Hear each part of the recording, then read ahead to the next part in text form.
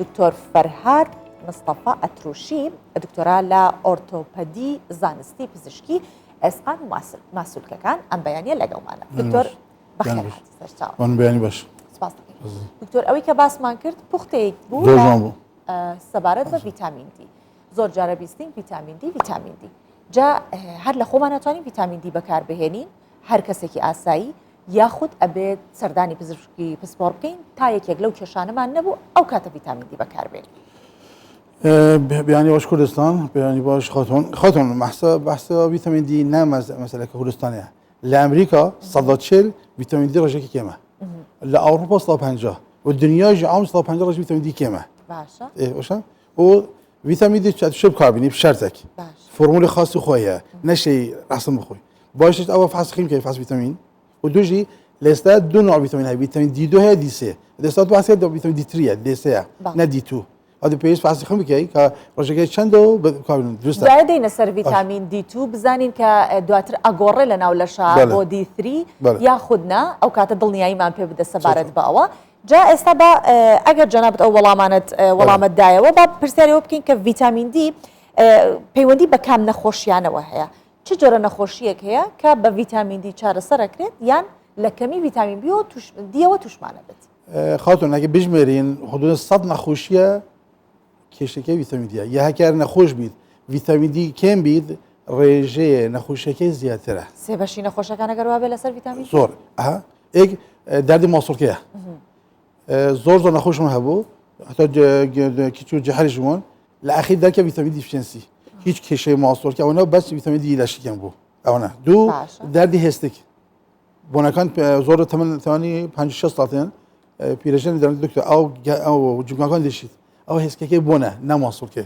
یعنی هەم دەردی ماسوولکە یەک ئام جنرال بشید دوو هێستکەی بشید ئەوە هۆکاری ڤیتامین دیە هەروەستا ماندی بوونەکە بەردەوام کار ماندیە فحص خیم دیکە ئاسن باش تایروکێشنیە بەس کێشەیە ڤیتامین دیفیشنسیە توش ماندی بوو ماندیە بەردەوام نەی ڕۆژە ماندی ڕۆژ نەبێت بەردەوام ماندیە دوو مەسەلا ڤیتامین دی دەهێت بەرگەری مقابل لەشتی نەخۆشی کێم دەبێت بزرگترین کات توش ئەنفلانزا دەبێت نەخۆشەکە دکتۆر ئەم بەردەوام توش ئەنفلانزا دەبم بەڵام ئەم تێ چ بەمە سەبەکە ڤیتامین دیەکەی دی 3 کێمە و هەروەسا نەخۆشە توشی ئەبسۆردگیە خەمودگیە یا ڕۆژێک باشە ڕۆژێک خراپە ڕۆژە بکەنی ڕۆژێک تێکشیت ئەو دانش کە ئێستا بایپۆلار ئەوەش ڤیتامین دیفیشنسی کێمە یعنی کاریگەری لەسەر دەرونیشمان هەیە زۆر هەندێک جار خەمۆکی دەکات هەندێک ناڵم سەد کێشەکەی ئەوە بەس شێک نەخۆش بەشێک هەوێت زیاتر لێت ئەوە دوو خەوتن دکتۆر ئەمە خەو نەشم بنمم دو ساعت سه ساعت دەخەوم یا مثلا ناو جگامە لە دو 4-5 ساعت لە دو نیم ساعت بخۆ ئەوژی کێشەکەی لە خەوەکەیە و هەروەسا عراقکردن لەسەر خود ئافرەتان بەس سەر ئەڕێم دەشڕەنگە ئەوە کێشەکەی لە ڤیتامین دیفیشنسیە و دووژی مەسەلە هەشتەکەی مەسەلێ قژ هەڵوەریان بخۆست لە ئافرەتان زۆرە بۆ خود لە ئافرەتان هەروەسا یەکێکی منتەقە بیت ڕژنال دەرێن یەک پارچەی ئاندەی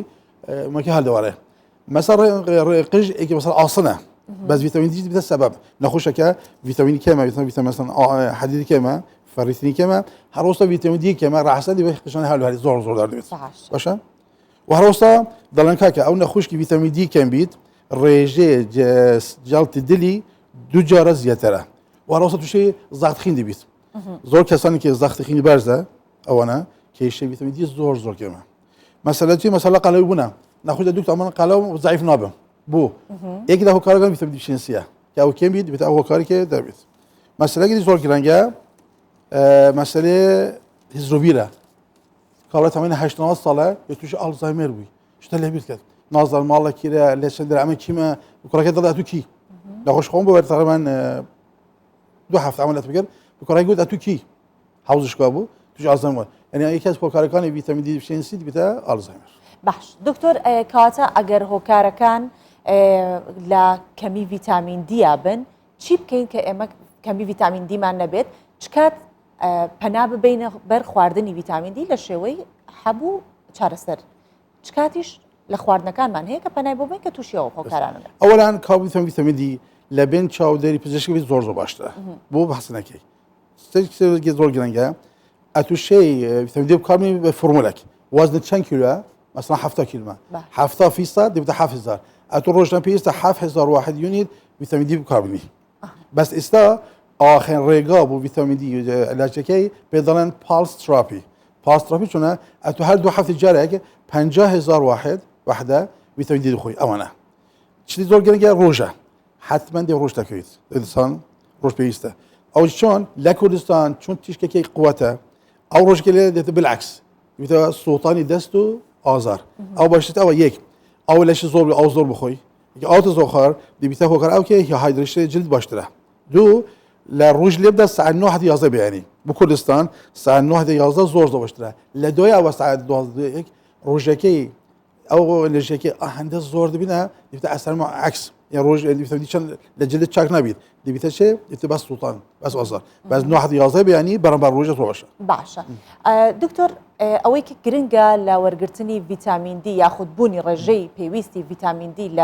لا شيء لا جستي اما مروف اويك دوزيكي طواوتي اما بزاني چه دوزيكا كبيويست اما لجست معنا همان بيت لا بشكلين اگر كردمان ابي دوزكا چند بيت كبزاني دوزيكي اسايا وبيويست ناكاد بري بكري بوا دو بروتوكول هي بروتوكول امريكي هي و اوروبي هي اوروبي كان دلنكايا رجكي دبيد مثلا حدد 150 بيت لسفر نخوم بس امريكا كان دلنكايا رجكي دبيد مثلا سيبت حدا 85 بس تجربه خم لكردستان او نخوشي که رژه ویتامین دی ل 55 کم تبید چه مشکلی بید الا 55 زیاتر بو چون ویتامین دی خاطون ویتامین دی نه ویتامین استراکچر کی هندسه جست کی پروتئین هورمون هر کاتگلش توش التهاب او درجه ده تخاره بو ان درجه زوره برای التهابات حتی حتی التهاب دانت هبی درجه ده تخاره کم دبید الا بردام ویتامین دی کی کاربینی باشا دكتور اوي كبسبوراتي جنابته اسكو ماسكول كان وبشكي هر الزوري اسك الزور كاريجري اوي هي كباش بيت ببردوام ويكا كالسيوميكي باش بيت اسك بكاربين هيوندي نيوان كالسيوم وفيتامين دي تشيا او تماني كي حتى 86 سال بيت بيستان كالسيوم بخور بو چون روجانه او كالسيوم ناو خوراكي هي جست بس بيستان بس 86 سال زياتر و حتی پیوسته هم کلسیم ویتامین پی بخورن باکو چون لو ثمنه او خارج ل خوراک دی ویتامین کلسیم کی رشکی کیمه بعد دی پیوسته حبکه بخوی کلسیم ویتامین دی پی ل 86 سال زیاتر باشه دكتور هندي فيتامين كان هي كاتيان هي بوني من فيتامين اي او تريل الدواي او كوجبه خفيفي خواردن تخوار لعسرنا بيخوار هندي فيتامين هي بوني من مولتي فيتامين كان بيانيه بيبي خوي فيتامين دي كاتي خواردني كيا لو 24 كاجمري كي ما بخ يعني روجانه كاري روجانه خومانه فيتامين دي خودزانه فيتامين دي دو جروبن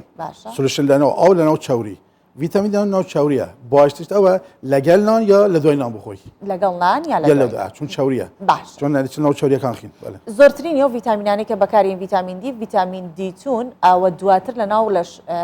دغوراكاري بسردت ابي دي 3 مرجع هر دي 3 بكار بهنين جوازي دي 3 و دي 2 چيا اگر دي 2 مان بكار هنا اسايا كدي 3 بكار نهني خويل للشا غوري دي 2 خاتون سورسكي لجياها بعد ديس لحيوانه مثلا تو زلكي هركي بخوي مثلا ما هي سلمون بخوي اونا فيتامين دي كتاش فيتامين دي 3 بعد دي 2 مع شاكه جياهيه مثلا خضروات ظن مثلا قلاتكي فاصل من اوانه زياده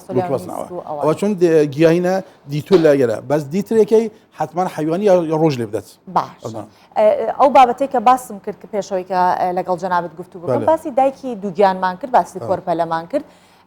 اگر دايكي دوجان كمي فيتامين دي هبه كاريگري لسر كوربا ابيت اگر نا لچتمنيكوا كلا دواي لدايبون مترسي او هي فيتامين دي توشي خاطر پیپر کم خان به تقریبا 4 ساله لكندا او افراتي او كتي خريجه زواج كات ساله كدي خريجه من ضل هبيد و یک سال پروگرام میدانن یک سال ویتامین دی کلسیم حتی خارنکی و خارنه خود که بیت حساسیت به مدالک لدوی سالک یعنی او پروگرام برای سالکه یعنی یک سال ل اروپا یا کانادا یک سال بلی او که حملی هبه ازدواج کرد یه پروگرام میدانن وقتی تو گیامو توش کشن نبید باشه او خواردنی او حبانی فرفل اسید و فولک اسید و امانه لکاتی دوجانیا پیوندی هي با زور هي چون فولک اسید همو دریج باشه اندر جنا خوش دید مداله دلی توامنیه لگه افسلکی باش دبید یا مثلا دیکی هی ڕێژەی کەلسی ویتامین دی کێمە دەبێت بدەنێکێ بۆ دوو گیان بگەیت هەم بۆ منداڵەکە هەم بخۆی. باشە دکتۆر ئێمە زۆر جار فێری ئەوە بووین ئەگەر شوێنێکمان ئازاری هەیە خێرا ڕاکە ئازار شکێنێک بخۆ بەبێ ڕاوێژی پزیشک فڵان دەرمان باشە ڤیتامین دیژ پۆشتۆتە ئەوە تا بڵێ ئەو چارچێوەیەوە لە دوای کە کۆرۆنا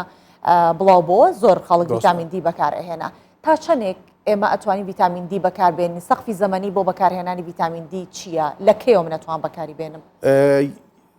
یەک بەشترین فاسخینە فاسخین بکەیت فاسخینەکە دیتریەوە نەدیتوو دوو ئەتوشێ ڕۆژانێ ڤیتامین دی بخۆی ڕۆژانێ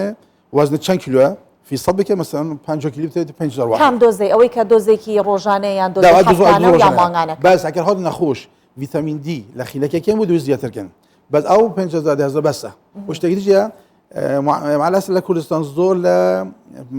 تەسەموم لە ڤیتامین زۆر دەترسن ئەو نییە ناترسن يعني أتو لكتاب هاريسون طبعكي بري آخري بس طبعكي بيستكين بيستكين طبعا هاريسون درت كاكا أتو روجاني 40000 وحدة فيتامين دي بخو شيء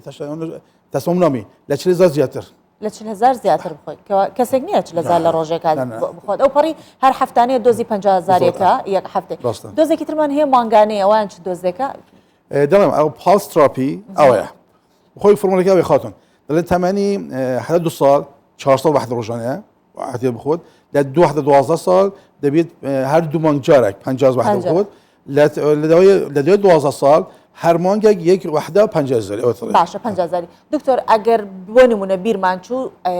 امرو موعدی خواردنی دوزیکا او دوزی 50000 بیره چو دو روزی وسرات پاری گورانکاری لکاریگری هیچ مشکلی هر کاتی لبیرشو عین بخود کش نبیدن چنک جاره بخوین و بوستی